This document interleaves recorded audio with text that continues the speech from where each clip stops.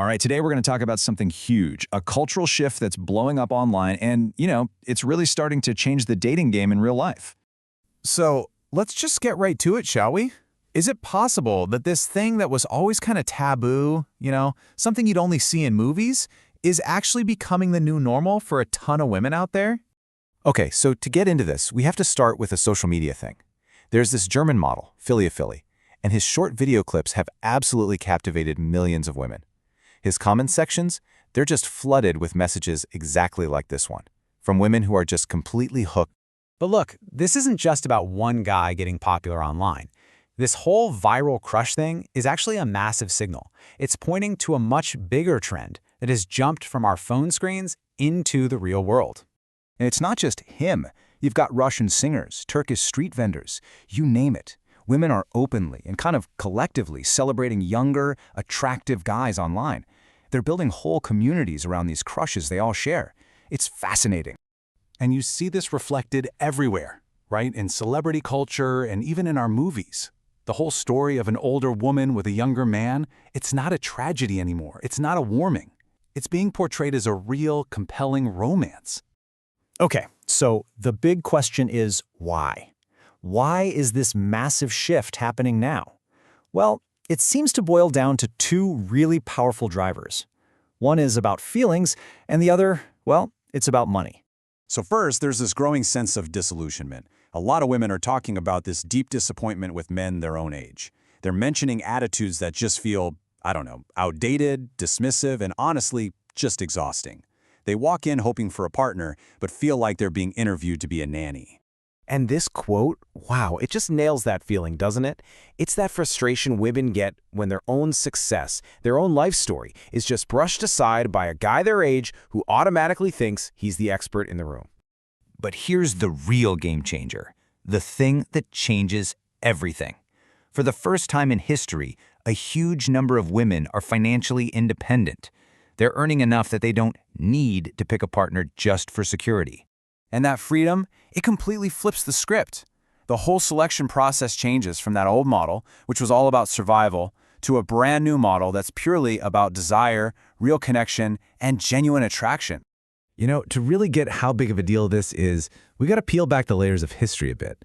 We need to look at the powerful and often totally bogus stories that have been shaping women's choices for centuries. Just get a load of this. For years, respected academics, so-called scientists, were pushing ideas just like this one. They basically framed any female desire outside of having kids as unnatural, gross, and just plain wrong. So you have to ask, right? Were these ideas that were so baked into society really based on hard science, or were they just a really, really effective way to keep people in line? We've all heard the classic evolutionary argument a million times. Men are supposedly hardwired to want youth and beauty because it signals fertility, while women are hardwired to want wealth and status for security. It was always presented as just simple biology. Case closed. But here's the one crucial detail that whole argument conveniently forgets. This so-called preference existed for centuries in a world where women had basically zero economic power. So was it really a choice, or was it a survival strategy that just looked like a choice? So now that this economic pressure is finally starting to ease up, we're getting our first real peek at what women's preferences actually look like when they're free to choose for themselves. And what modern research is showing is pretty wild.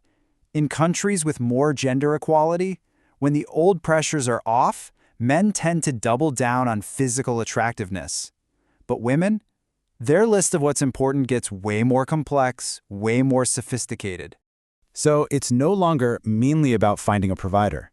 Financially independent women are putting way more value on a partner who's emotionally intelligent and who shares their core values. They're looking for empathy, kindness, a real partner, not another project they have to manage. Okay, but let's be real for a second. This doesn't mean these relationships are some kind of perfect fairy tale. Not at all. They absolutely come with their own unique set of problems and challenges.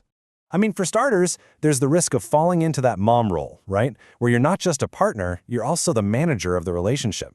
Then you have money imbalances, which can create tricky power dynamics. You might have different energy levels, different ideas about where your lives are going. And of course, you've still got that societal judgment, that little mom and son comment that can really sting. So, when you step back and look at the big picture, this trend is about way more than just who's dating who. What we're really watching here is the start of a massive social experiment, and it's happening in real time. I mean, for what might be the first time in human history, we are seeing authentic female choice play out on a huge scale. We're seeing what happens when it's less and less about the economic and social pressures that have defined things for so long. And that really leaves us with a final, pretty deep thought to chew on. When just surviving is no longer the main reason to partner up, it forces all of us to ask a much bigger question. What is it we're really looking for from each other? What's the point of it all? Definitely something to think about.